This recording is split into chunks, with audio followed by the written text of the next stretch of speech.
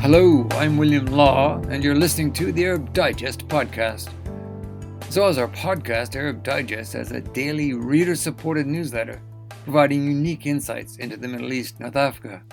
Check out our website at arabdigest.org. Our newsletter features a top team of the very best analysts, commentators, and writers. And we're offering you 2 months of the newsletter for free. So why not make Arab Digest your go-to source for an objective, independent analysis of the Arab world? That's arabdigest.org. My guest today, and a regular contributor to the podcast and the newsletter, is Andreas Krieg. Andreas is an assistant professor at the Defense Studies Department of King's College London and a strategic risk consultant working for governmental and commercial clients in the Middle East. His latest book, Subversion, The Strategic Weaponization of Narratives, was published by Georgetown University Press. Andreas, good to have you back on the podcast. Good morning, Bill. Yeah, good to be back. Can we begin with your assessment of the attack as a military endeavor? The Israelis pride themselves on launching what they call efficient surgical strikes against their enemies. So, as a military and defense expert, I want to ask you, how effective and surgical was this attempt to kill senior Hamas leaders in Doha? It wasn't surgical at all. Um, it had a lot to do with the fact that the Israelis had to use standoff weapons, so they didn't want to and couldn't penetrate Qatari airspace. They couldn't fly all the way to Qatar and then drop the munition over the target. They had to find a way to deliver the ordnance without being very close to the target. So there are essentially two stories of what happened. One story is the Qataris flew down the Red Sea seaboard along the west coast of Saudi Arabia and then basically sent ballistic missiles into space over Saudi Arabia that then would come down on Qatar. I don't think this is a very realistic scenario. And it's also one that serves the Israelis because they're saying, all we've done is we've basically not penetrated any airspace, Saudi airspace. We just sent the rockets into space and then they came down again. The other story is that they flew from their airbase in southern Israel, Nevatim, into Jordanian Saudi airspace, and then went to the northern part of the Gulf. As they were at the northern part of the Gulf, they would release the weapons, and the weapons would then fly into Qatar. And I think that's the more realistic scenario.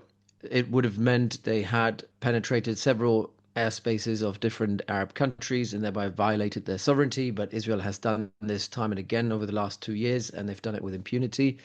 And they have the sort of assets to allow them to do this without being detected by air defenses and radars. They released around a dozen missiles that were fired into Qatar from probably 300 kilometers away.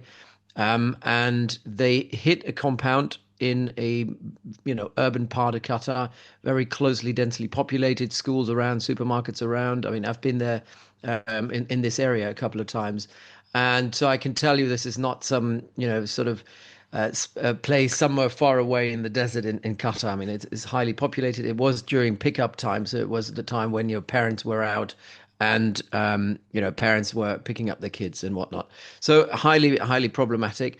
And they hit the modules of that building, which is kind of an outer building outside that compound, and they destroyed that part of the building. But the actual target, which was Al-Hayya, the current political leader of Hamas, he was apparently not in the room, apparently in prayer.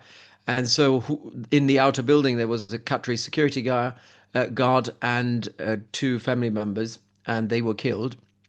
And Al-Hayya kind of, I think, had a few scratches, but has basically walked away from this unharmed. So it wasn't very surgical. It was a massive risk. As the Israelis do in Gaza and elsewhere, they don't really mind taking extensive risks operationally, and thereby also endangering bystanders. Because if someone gets killed in an Israeli airstrike, the Israelis will always say collateral damage. So it wasn't very surgical, if you ask me. Okay. Now, Andreas, there's been much speculation about what Trump knew and when he knew it. What is your understanding? Did Netanyahu keep Trump in the dark, or rather was there a nudge and a wink before the attack on Doha? No, I can pretty much say that this, it's very unlikely that Trump knew anything about it. The primary reason is the Israelis understand, they know how deeply penetrated the Trump administration is, how close they are to the Qataris, how close, especially Witkoff, the special envoy to the Middle East, is to the Qataris. There's just no way that, on a personal level, if anyone around Trump or Witkoff would have known about this attack, that they hadn't, that they wouldn't leak it to the Qataris. So I think the Israelis knew that. The Israelis knew if they wanted to surprise the Qataris and also, make sure that the Hamas leadership wasn't warned, they would make sure Trump wouldn't know about it. So they've really deliberately bypassed him. There've been, three sources yesterday, anonymous Israeli sources that were saying Trump was warned an hour in advance directly by Netanyahu. But I find this to be just another information campaign by the Israelis trying to drive a wedge in U.S.-Qatari relations. So very, very unlikely. I think the most likely version is the Trump version, the version the Trump administration goes with, and U.S. Central Command goes with, is that U.S. Central Command discovered Israeli penetration of airspace outside of Israel, and that they then obviously didn't know where Israelis were going as they were heading towards the Gulf and firing the missiles. They could then basically make out that was the target, but that's while the missiles were already in the air. We would have, you'd think we're talking about maybe 20 minutes, half an hour beforehand. And so it was US Central Command warning the Trump administration, the White House, and then the White House relaying that information to the Qataris, and the Qataris are saying the warning was only received after the missiles already hit the target. So that, it's a quite a long chain of communication that possibly had, could have gone wrong on various ends. So, in a short version is, no, Trump didn't know about it and he had no chance to warn the Qataris. Okay, now what are the implications for the Qataris, and what lessons will the ruling Al Thani's take from this egregious assault on Qatar? It's a watershed moment. It is unprecedented in various ways. Not just for the Qataris, by the way. I mean, this is something that all the Gulf families, royal families, all the Gulf states are looking at as an attack on the Gulf. I mean, attack on one is an attack on all. I mean, post Al Ula, after Qatar, UAE, and Saudi have made up, I think we're in a different space now. The last couple of years there was a lot of integration, cooperation, the idea that if we all work together, we can be strong, we can have stability. And obviously, all of them have their own bilateral relations with the United States. U.S. is still seen as the major protector, security guarantor in the region, the major underwriter for security in the region. And then you have a strike, not just by Iran, which was bad enough for the Qataris in June, but you have a strike by a fellow U.S. CENTCOM partner, because Israel and the Gulf states are all under U.S. Central Command. They all work through U.S. Central Command. And you have one American ally, arguably, Israel being the closest U.S. ally, striking the other, probably second closest ally that the United States has, Qatar.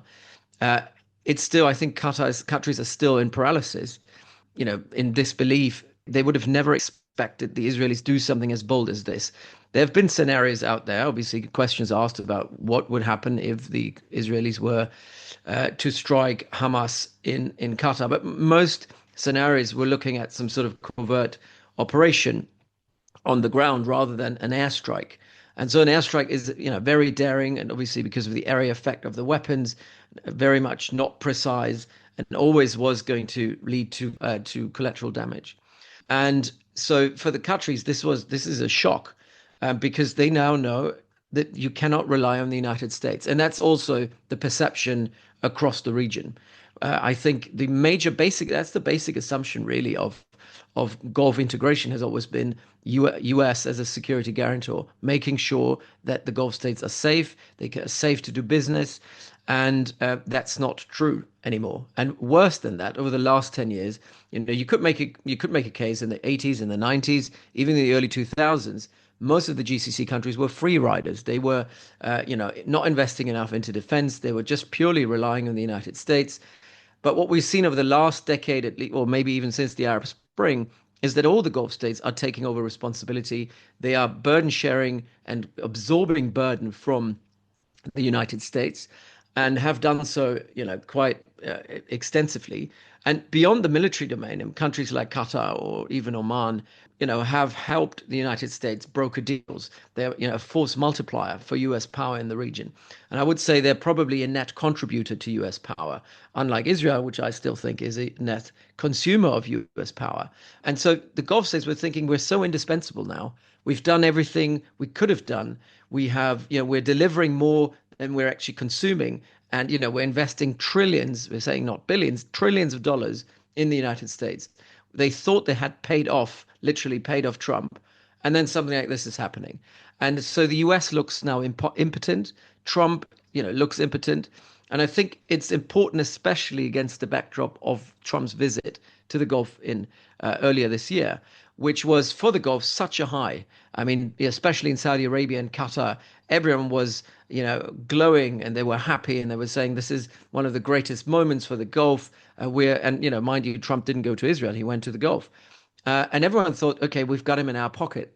And now this happened. Yeah, yeah. Appears weaker than even Biden or other previous presidents, and But that is something that the countries have to deal with now. yeah, but Trump is saying, look, this will not happen again. Meanwhile, Netanyahu is saying, oh, yes, it will. So what do you think? Does Trump have enough clout to actually prevent another attack on Qatar or indeed on other Gulf states that the Israelis decide to hit? No, it's quite clear, and it has mostly to do with the fact that Netanyahu is risking everything because he knows he has very little, if anything, to lose domestically. So he is, he's the risk. The operation against Iran was already a major risk. Striking Haniya in Iran was a major risk. And he's willing to test, not just test boundaries, but cross boundaries, cross red lines, and he's done it time and again. And he's never had any severe consequence from any U.S. president or any U.S. administration. In Gaza, I don't even remember how many red lines were crossed there. I mean, we're now moving into genocide, and the U.S. is still standing by, saying, "Oh yeah, let them go on, carry on, and kill Hamas leadership." In this context, I can't see how the U.S. administration is actually able or willing to enforce any red lines on Israel. Mm. And so I think it could happen again. And then again, I can't see Trump doing anything more than he did now, condemning Israel, calling them out. The problem is the Trump administration itself internally is divided between, the MAGA camp and the pro-Israel camp. People like Marco Rubio, who's a Secretary of State, is very, very, you could call him a Zionist. I mean, he's always very proud to stand with Israel no matter what. And these sort of voices are powerful, and Trump has to sort of balance this. And Trump is also lazy. I mean, Trump is not someone, and the administration itself, they're not well established. There's a very little in terms of pool of knowledge and understanding of how the Middle East works. Everything is made up, on the go. It's very improvised. It's very, very messy. And so they've always been outmaneuvered, and the Trump administration is being outmaneuvered by everyone, but particularly by the Israelis. So, there's no guarantee that this is not going to happen again. You're listening to the Arab Digest podcast with me, William Law, and the security and defense analyst, Andreas Krieg. Arab Digest has a daily newsletter, your go-to source for independent analysis and fresh insights into the Middle East and North Africa. Head to our website, arabdigest.org, where you can find details on how to get our daily newsletter for 2 months for free. Check us out at arabdigest.org. Well, all right, let's look now at the Gulf states, and indeed there was a extraordinary meeting of the Arab League. Statements have come out. How should we read those statements? How strongly do you think the Saudis and the Emiratis in particular will express their unhappiness with what the Israelis have done? Well, they have. So I think the visit on Wednesday last week by the Abu Dhabi government and the entire security establishment, strategic establishment, from Mohammed bin Zayed to Tahnoun bin Zayed, everyone came to Qatar at such short notice, not just to, pay condolences, but also to express support. It shows how shocked Abu Dhabi was in particular. Abu Dhabi, who obviously has a relationship with Israel, maintains that relationship despite what's going on in Gaza. But the Emiratis were also shook to their core because they know while they're not hosting Hamas, they obviously host a range of Iranian operations, whether they support it or not, explicitly or implicitly. So there is a claim that the Israelis could make to say that what's going on in the UAE is a threat to national security and what stops them to strike the UAE. So the Emiratis were shocked. The Saudis were shocked for a variety of different reasons. I don't think they're necessarily a target at the moment, but the rhetoric about Greater Israel, the rhetoric also by Netanyahu to say, we want to establish buffers in the Arab world, which includes potentially territory of Saudi Arabia. The fact that Netanyahu has been pushing, saying we want to ethnically cleanse Gaza, and I think there was a comment by him or someone in the Israeli administration was saying, why don't the Saudis, they have so much land, why don't they take the Gazans? And these sort of comments, the Saudis are taking this seriously because Netanyahu has to be taken verbally, literally, because he's usually delivered on any atrocious comment that he has made. So I think there is this, it's a wake up call for the Gulf states to say, okay, Netanyahu has no boundaries. The Israelis have no boundaries. And whether Israel is a democracy or not doesn't really matter anymore. Netanyahu is almost an omnipotent leader. He's overriding intelligence decisions as well as military decisions, and he's doing his own thing against the advice of experts around him. And so, what stops him to even go further? And also, we have to say the Gulf states were not happy at all with the Israeli war against Iran. They saw it as a threat, as not just destabilizing the region, but potentially dragging the Gulf states into a regional war, which they want to avoid. So, in this in this context, I think the Gulf states they realize that this if they don't act now beyond just condemnation, and so far all we have had is really just condemnations. There's not been any tangible sort of deterrent or any action that really would establish deterrence against Israel. So we're Yeah, still very yeah. early days. But this is where we are. Yeah, but as you say, it's words right now, strong condemnations. But for example, why doesn't the UAE say, "All right, you've gone too far this time. We're going to withdraw our ambassador"? I think that has to do with the fact that they're expecting something worse to happen next week. So we will see most of these, Canada, France, and UK and others recognize a Palestinian state during UNGA in New York. We are expecting the Israelis to respond to this. One way to respond to it, I mean, Netanyahu is under pressure from the far right of saying, you need to now go forward with formal annexation of parts of the West Bank. Um, it would be stupid for Netanyahu to do. It would be a domestic political signal, but it would obviously lead to massive condemnation globally. But maybe he doesn't care anymore. I mean, he's a rogue state. He's a rogue leader in a pariah state, so it doesn't really matter anymore for him. But for this, the Gulf states have to, and the Emiratis have said there will be consequences. So the Emiratis will have to do something about this. They'll have to find a lever of power to respond to this. So I think they're holding back, knowing that next week something worse might happen, and then they will have to basically kick out the ambassador. That's kind of an act of last resort. Yeah, okay. Well, we'll see, because the Abraham Accords was the singular achievement of Trump and his first administration. The Israelis care very much about it.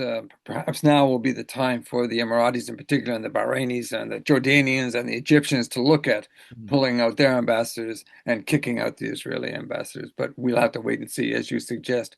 Now you've talked about Iran, and Iran has been constantly viewed as the regional security threat, and it certainly does remain a threat, although it's been seriously degraded by the Israelis. But really, is there not an argument? And I think you're going to answer in the affirmative that it is Netanyahu and his extremist government that are the big threat right now in the region. That's my opinion, but that's more importantly, this is the Gulf states' view. We've had comments from the Emiratis who've always been very hawkish towards the Iranians. We've had comments from senior Saudis who've been very hawkish on Iran, who are now saying that actually Israel is either worse than Iran as a regional threat or just equal to Iran as a regional threat. But I would go a bit further and say that Iran is actually a more manageable threat. Iran is a country that is under massive sanctions. The US is very much on side in pushing back against Iran. The Iranians are reaching out their channels of communications, avenues of engagement and dialogue. With Israel, there's nothing. Israel has the complete unequivocal support from the United States. It acts with impunity. It disrespects the United States. It is not under pressure. even the international community, largely, despite all the condemnation, still hasn't done anything meaningful against Israel. Israel is entirely unhinged under Netanyahu, and there are no avenues for dialogue and engagement in the way that they are exist with Iran. So the Gulf states don't have an avenue to discuss, to engage with the Israelis, to deconflict with the Israelis, which they do have with the Iranians. And there's also the realization that under Netanyahu, Israel is not making any effort, and you could make a case that Israel has never made any effort to be part of this region. They're seeing the region as something external to them, as an enemy. They've never integrated into the region. Iran, after all, has integrated in the region for better or for worse. But they're part of it, and they know they need to deal with that region. They see themselves as part of the Middle East. Israel doesn't see itself as part of the Middle East. Mm. Well, and finally, Andreas, Gaza is at the heart of the security crisis the Middle East finds itself in. Netanyahu, with Trump serving as a loyal sidekick, really, is determined to continue the genocide in Gaza and the ethnic cleansing in East Jerusalem and the occupied territories in the West Bank. So, where is the region headed, do you think, in the next few days, weeks, and months? Where are we going, Andreas? Potentially just at the very least, antagonize the main mediator, Qatar, in this crisis. I don't think anyone else can pick up the pieces in Gaza and just broker a deal in the way the Qataris can. I don't think Egypt can do this. I don't think the Emiratis can do it. I think even the Gulf states realize that Qatar has played a very important role, even if they disagreed with some of the relationships Qatar has had in the past. So that certainly is not good. I think the countries will return to the negotiation table if opportunities arise. I don't see any opportunities at the moment. I can't see Netanyahu wanting to, make any compromise. I mean, this strike in Qatar was a direct attack on negotiators and the negotiation itself. It's an attack on diplomacy. It shows that Netanyahu wants a military-only protracted conflict in Gaza. I think we will see escalation around Gaza City, as we've seen over the last couple of days from the air. We'll probably see operations going on the ground, more ethnic cleansing. After all, this is what the far right in Israel wants in the government. It's what Netanyahu wants. I think a clearing Gaza north of the Netzarim corridor, which is basically half of the territory. I think that's probably what's going to happen over the next coming month. We've had, IDF intelligence in Israel speaking out against it, not, to no avail. Netanyahu continues down that path. And I don't see the Arab world really doing anything about it. Apart from, I think annexation is escalation in the West Bank is something that will probably cause more than just condemnation, but even a downgrading of the relationship between the UAE and Israel is something Israel can sustain. And Netanyahu was saying yesterday evening, we're now a little Sparta. We're an isolated country. Our economy is isolated, but we'll have to, all have to huddle up and have a bit more of our bunker mentality that Israel already has, and continue fighting. And we have to be resilient. And so that's kind of the mentality now around Netanyahu. And so Israel is preparing for all this, and they're willing to swallow that pill. And so I can't see what anyone can do outside of Trump actually putting his foot down and saying, that's it. Here is a deal, agree to it, or else we'll freeze all the military aid. I can't, but also that is something I'm not seeing at the moment. Mm. Okay, well, yeah, that's interesting to think of Netanyahu now adopting the mantle of little Sparta. Of course, that's what the UAE was accorded not so very long ago. It's a very, very dangerous situation, and one that I know you'll be keeping an eye on. And I thank you for our conversation today, Andreas. Thank you, Bill. Thanks for having me. You've been listening to the Arab Digest podcast. My guest today was the defense and security analyst, Andreas Krieg. As the multiple crises in the Middle East continue to accelerate at an alarming speed, getting a grip on what is happening has never been more important. That's what Arab Digest does with the podcast and our daily newsletter. Here at the Digest, we have a team of analysts, commentators, and writers, contributors like Andreas, providing acute insights and fresh perspectives you simply are not going to find anywhere else. And here's something else worth considering. We are an independent voice, no sponsors, and no advertising. Our funding comes only from our subscribers. If you'd like to support that independent voice and plug into everything Arab Digest has to offer, head to our website at arabdigest.org, where we have a free 2-month trial to the newsletter on offer. Follow us on Facebook, X, and LinkedIn, and search our library of more than 300 podcasts on Apple Podcasts, Spotify, SoundCloud, Amazon, or other platforms. Thank you for listening. I'm William Law, editor of the Arab Digest. Essential reading, essential listening from independent sources.